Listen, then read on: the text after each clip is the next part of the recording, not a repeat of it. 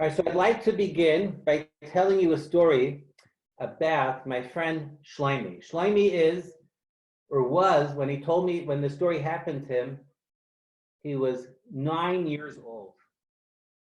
Now, I don't know who here is 9 years old listening to the story, but 9 years old is a little bit of a big boy already, right? Some of you boys and girls are already 6 or 7, some of you are 8, and 9's already, that's already big, right? Is anyone here 9 years old?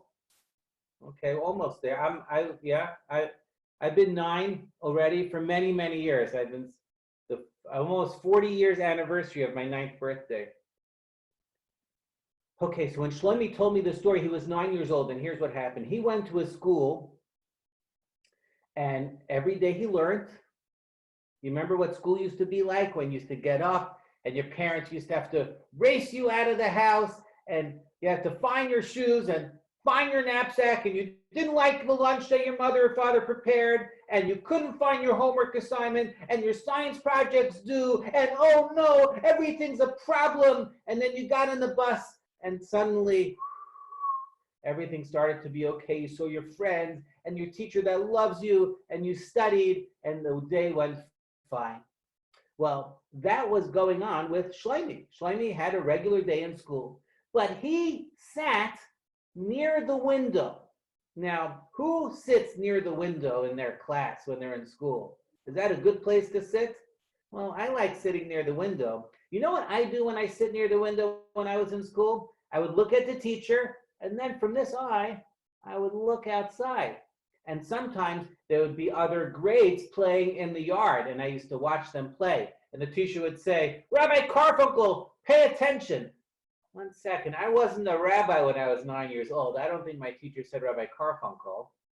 But my teacher would say, "Elie, pay attention, don't look out the window." But on this specific day, Shlomi could not stop looking out the window because there was snow falling. And then more snow and more snow. And anytime you see snow falling, you think of two things.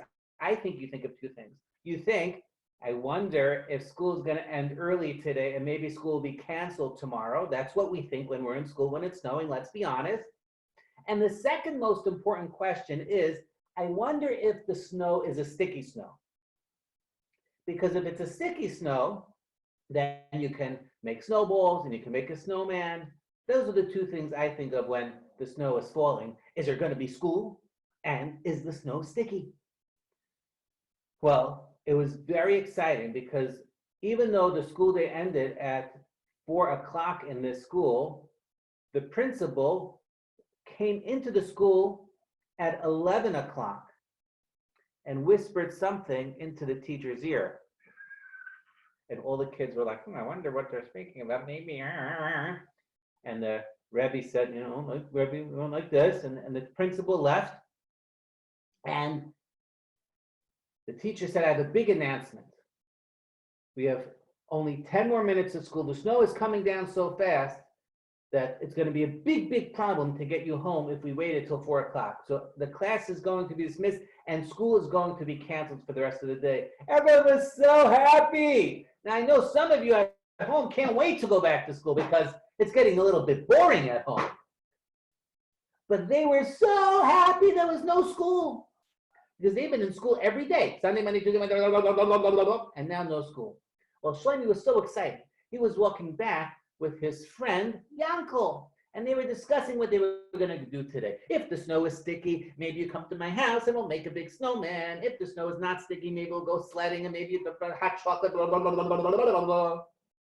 And as they got to the sidewalk of their building, and they're about to cross a major street called Main Street, they're about to cross Main Street, Shlomi just started walking, and he didn't pay attention.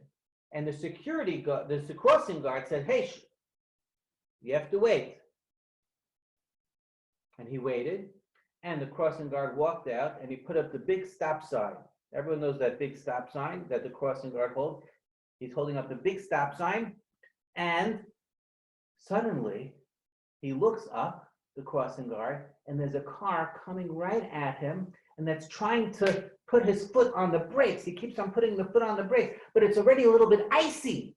and he's trying to put a foot on the brakes, and he's honking to alert everyone that, hey, this car is not slowing down, even though I'm putting my foot on the brakes. And he hit the crossing guard. And the crossing guard fell right onto the floor of the street on Main Street. And all the kids were crying, and they didn't know what to do. And the man jumped out of the car and said, I tried to put on the brakes. I couldn't help it. It was icy. I didn't see the ice.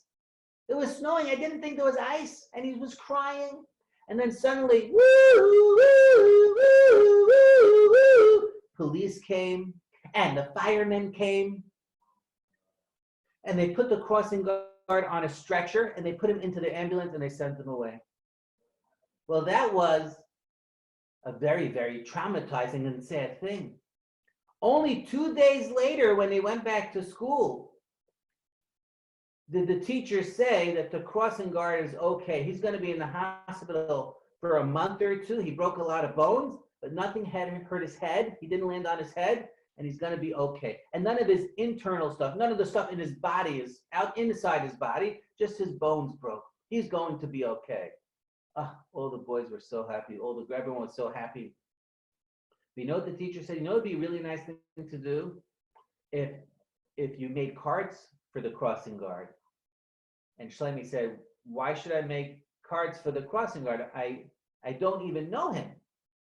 And the teacher said, yeah, but it doesn't matter if you know him. You know how he's there every day. He's doing you a big mitzvah by helping you cross the street. In fact, think about it. If the crossing guard wasn't there in the middle of the street, maybe one of you would have been, God forbid, there in the middle of the street. He could have saved your lives if you think about it. Yeah, but he's not doing a mitzvah because it's his job, said Shlomi. Shlomi, he says it's his job. And the Rebbe said, what do you mean? Of course, I know it's his job. But he could do the job with a frown. He could be angry. He can miss days. That crossing guard, his name is Ira Lemberg. And he's there every day. And the Rebbe said, you know what? I also get paid. Does that mean I don't love what I do? Does that mean I don't try to give you the best thing possible? Teachers get paid. Rabbis get paid. Lots of doctors get paid. Nurses get paid. But they do it because they love the children. They love the people. They love to help. So this crossing guard, Ira, he was just trying to help. And that's why you have to thank him. I know he gets paid, but he does it with a smile, and he's so loyal, and he's such a good person. So Shlomi said, you're right. He was the leader of the class, and he told the whole class that Rabbi had a good idea, and they should all write cards. And then the teacher, Rabbi Katz, he said, Shlomi, maybe you should go and deliver the cards to Mr. Lemberg in the hospital. You live near the hospital. Why don't you go deliver all the cards? And Shlomi said, well, he doesn't even know my name. It's a little bit awkward. I don't like being awkward. He said, well, don't worry. He knows your face. You know his face. I think he'll figure out what you're trying to do. It's not so complicated. And Shlomi said, okay, if Yankel goes with me, then I'll go. So they had all of the students, all of the thank you cards, get well cards. And they bought a box of chocolates. And they went into the hospital and they asked the information desk, excuse me, Mr. Information Desk, where's Mr. Ira Lemberg? Oh, you go to the 6th floor and it's the West Wing and it's 12B and you go there, so they go there. And they get up to the floor and they go to the nurse's information desk. And the nurse says, hello, boys, who would you like to visit? And they said, you know, we would like to visit Mr. Lemberg. Can we visit Mr. Lemberg? And the nurse said, who is this Mr. Lemberg? He has not stopped getting visitors every morning, every afternoon, and even until the middle of the night. We have to kick everyone out. Everyone's always visiting Mr. Lemberg. Who is he? Is he a very, very big businessman? Is he a very, very big rabbi? He must be somebody very special. He's always has visitors.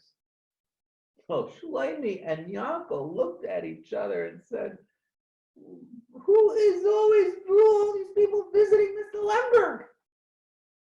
I don't understand. He's just our crossing guard. So they went into the room and Mr. Lemberg was so happy to see the boys. He says, oh, boys, thank you so much for visiting me. And they gave Mr. Lemberg all the cards and they gave him a box of chocolate. And they saw all over Mr. Lemberg's room posters and posters and posters. They didn't understand where's those coming from.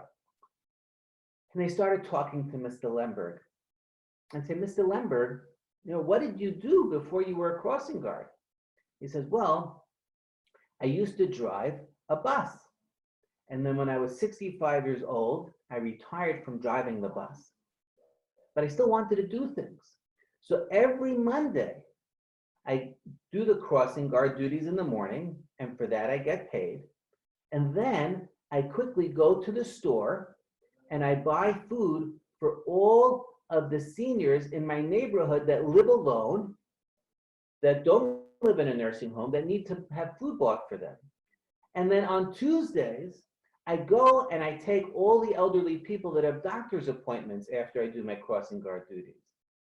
And on Wednesday, I go to a place called Baycrest and I run the bingo there. And he goes on and on and on to say that all of the things he does the entire day is he does chesed, he does acts of kindness. Well, the boy said, we learned the big lesson, Mr. Lemberg, because we were a little bit awkward bringing you the cards.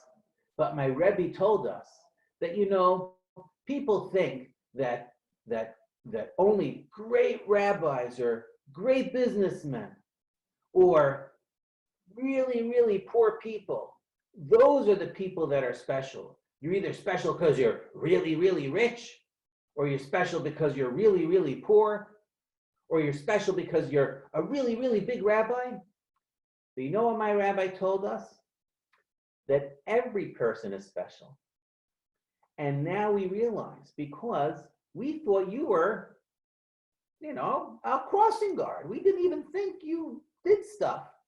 And now we realize, from all the people we know, you're the most special person we know.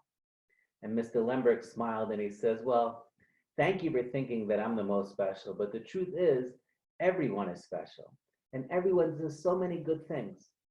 And the boys left and learned the big lesson. And when they came back to the class the next day, they were so excited to tell all the children in their class how special Mr. Lemberg was. That here is someone that spends his whole day, all his free time, doing acts of kindness. And sure enough, a couple of months later, when Mr. Lemberg came back to be the crossing guard, the first time all the boys were together, they all clapped and they said, hey, Mr. Lemberg, we love you. And Mr. Lemberg smiled, blew his whistle, and had them cross the street in safety. So boys and girls, it's so important to remember that yes, there are so many special people out there.